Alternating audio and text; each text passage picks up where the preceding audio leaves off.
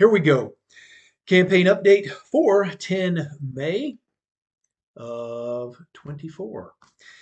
So, what is HR 6090? You may ask. We'll hit that one. And what is House Resolution 1209? And what does it have to do with House Resolution 878?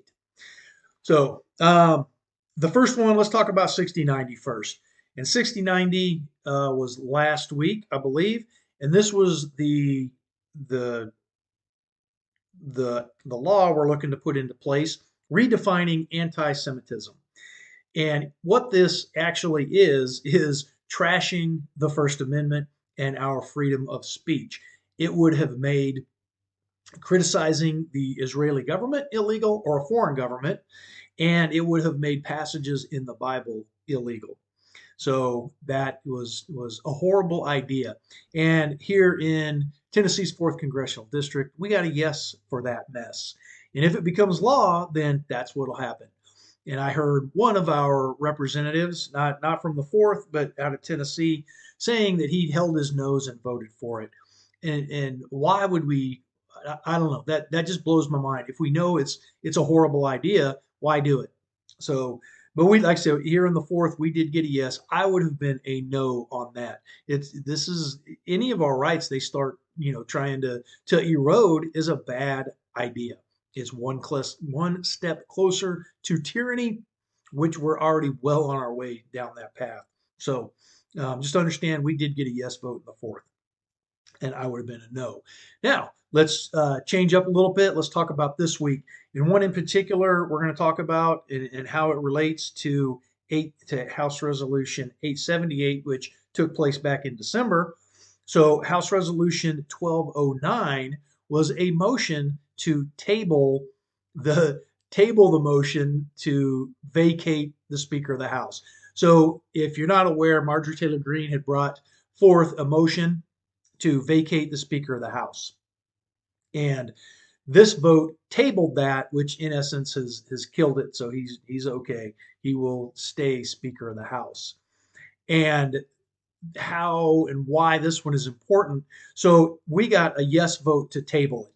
So our representative here in Tennessee's 4th wanted to keep Speaker of the House Mike Johnson in place. And now I would have been a no on tabling it, and pretty good that I would have been a yes on vacating the seat. And I understand some of the turmoil that would ensue, but at this stage of the game, we are not holding people accountable, and that's where we fail. We play this back and forth game, and questionable stuff. We're okay. If you remember, Mike Johnson, we picked up the gavel, said no more business as usual. These continued spending resolutions, we're not doing it, and on and on. It's a new day, right? And we have got nothing but that since then. And even now, we're talking about this next round that is going to be a continued spending resolution. That way, we don't shut down the government. Oh no!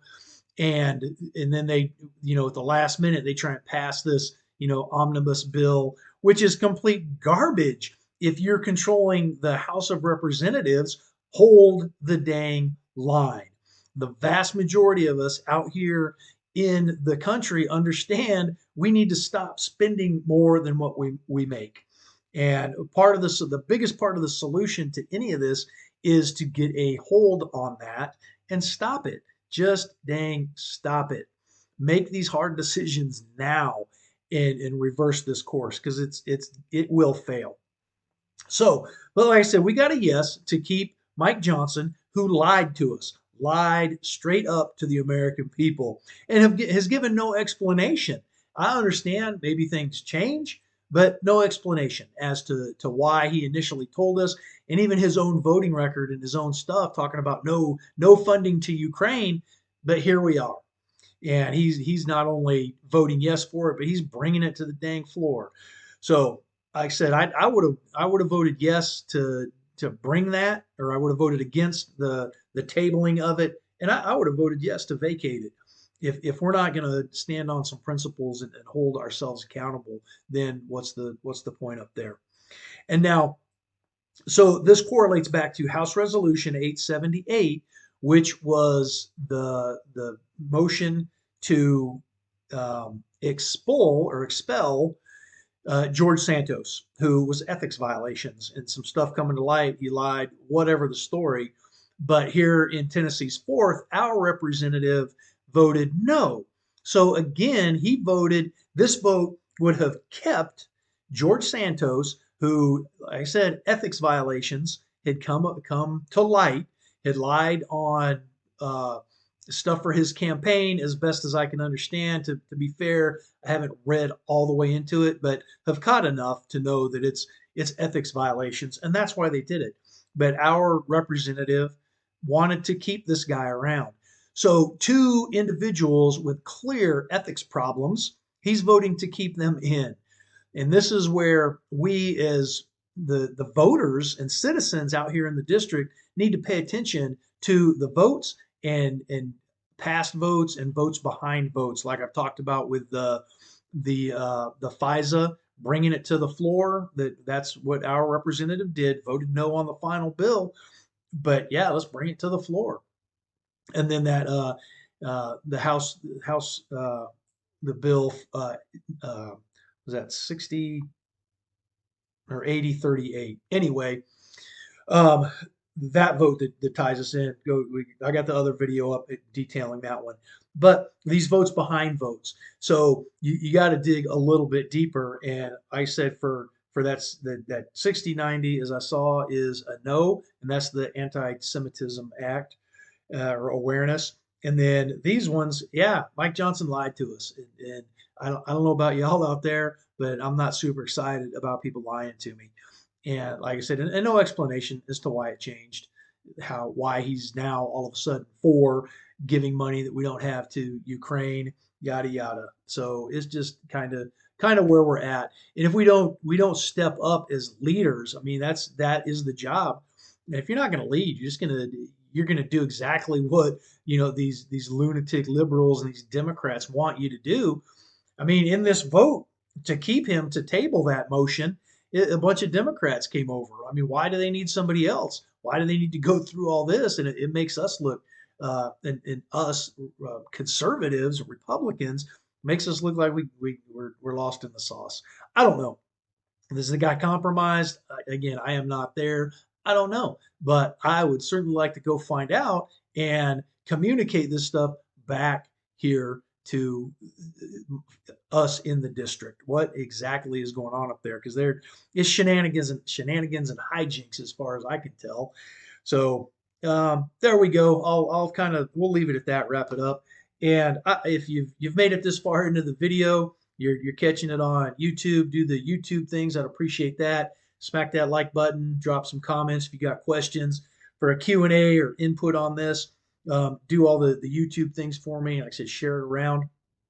If you want to participate in the campaign, do the likes, the shares, call a friend, let them know here in the district we've got an alternative to the status quo.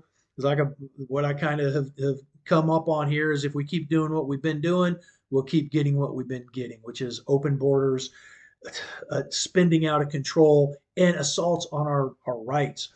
So if you want to do that, get involved in the campaign a little bit more, send us an email. We can put you to work making some phone calls, knocking on doors, or do share on Facebook. If you're on Facebook, you're watching it there.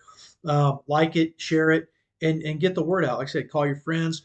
If you do want to contribute financially to help me out, buy things to advertise, to help get the word out that there is an alternative, somebody with some principles, and we'll go to Washington D.C., hold the line, and talk to us back here in the district.